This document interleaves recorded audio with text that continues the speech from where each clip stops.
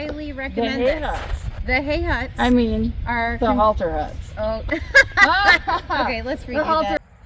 Hey guys, I'm Megan. And I'm Stephanie. And we are Farm Besties with Farm Fresh advice for you. So we are here to impart the knowledge that we have learned over the years of building and running barns, so that you guys don't have to have the problems and the misery and the mistakes that we made. Hope you enjoy our videos. Make sure you hit the subscribe button, right? Right, and we hope to save you time and money on your new adventures. Absolutely. Hi guys, I'm Megan. I'm Stephanie, and we are Farm Besties with Farm Fresh advice. So today I am filthy, but I'm here at Megan's farm to see what are we seeing today, Miss Megan? We're going to talk latches. Latches, gates and latches. We talked about your latches, so I want to show you my latches. Oh, it's exciting. Okay, show and tell. So here we are at one of your pastures. Yep. Show me what you got there. So we have a heavy duty gate, and then we put a chain around. But what I do want to show you is that we have staples. These are nail staples. Yep. And so they're strategically placed, because when you undo this, and let's say it was placed over here, you can see this is hot wire. Oh, look at this. Yep. And so take the back end and I don't recommend that. Yeah, I don't recommend that. So what I do is I pull the gate forward, and we actually have a gate stop. And so that way it stops the chain, and it also stops the gate. Yes. Yeah. So when you have better living through electrical shock, Megan. Oh, I've been shocked so many times. Yeah. And I don't recommend it. And the worst is when you touch the chain and your hand is wet. Oh, I think you get a little palpation going on there. Yep.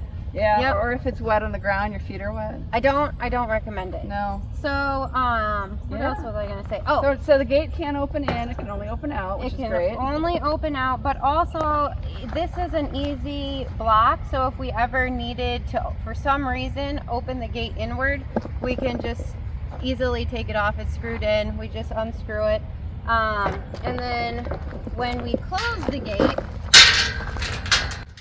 Double latch. We put it in its little keeper there. Chain latch. And then we clip it there. But I want to show you, we have two different versions of clips, right? We have your basic double-ended snap. So I can clip here or here. And so usually we use this 3 seasons, which is spring, summer, fall. But this little handy guy is for the winter. So for you that are fortunate that don't see winter or below 32 degrees, when it rains, these little precious double-ended snaps, they freeze. Yeah. And so you have two options. You can put on a different latch.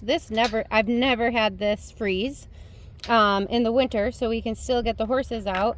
Otherwise, you can use a hammer. I don't recommend that. You break your little latch, and I have done that. I now know how to not break them. You can also spray them with, I've used, it's for the car. Yeah. Yeah. It's like WD-40 works, and any kind of, Yep. Absolutely. So I think there's one more type of latch on your property that I personally like. So Mr. Cameraman, if you want to go ahead and pause that, we're going to go take a look at that one as well.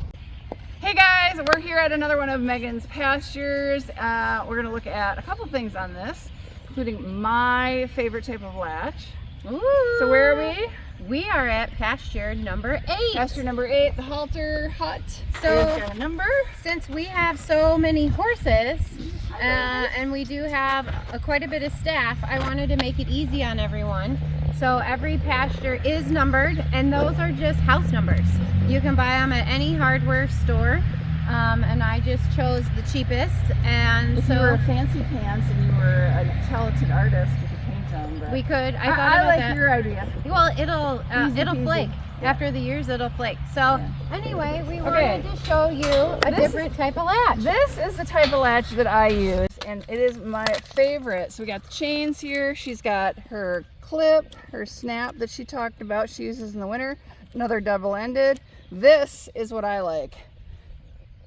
And I have these on my gates at home, And I have had the same one on my gates since the day the gates were installed. No way. They're over 20 years old. I have absolutely no issues. Oh. There is no problems in the wintertime. It is honestly a very similar concept to this, right? Yep. Just the push down. Whereas I love the double-ended snap. Well, That's these are just my nice, but preference. it's But not, it freezes in the winter. it's not And there's practical a in the spring. winter. Yeah. Yeah, these springs break. What happens is these things pop off. Yep. You bang them to get them open, and this goes flying. Yep. And then you got to try to like use your fingernail in there to get it Jostle open. them. So you have Or to it's have frozen other. shut, and you Yeah. can't even get that Mine to are work. mine usually freeze on me. Yeah. So Yeah, and then that's my favorite. But again, it's real similar in concept to what Megan really likes for the winter. So yeah. yeah. And then we'll show you as well, just like the other gate. It's a chain. It's a newer chain. This is our newer pasture. You got some monster straps Yeah. here. And so this is a different version, and you'll notice they are totally opposite, and we should not touch that fence because we didn't unplug it. No. Show them, Megan. No, touch it. no, touch go. it. I'll. Can I hold your hand and touch it? If I can hold the cameraman as well. But you'll notice that way when we drop the chain, it hits the post, and hopefully it stays on this side. If it wraps around, your chain will be electrified, and when you go to grab it, Then you have to get what I recommend is get the halter and lead rope and use the lead rope Yep. because it's non-conductive, and you kind of.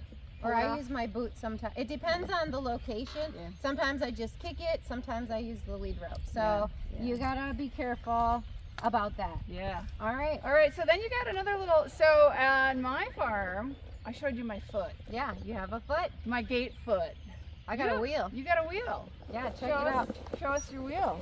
It's kind of funky. It looks like it maybe got lawn-mowered or something, right? It might have. I like the wheel.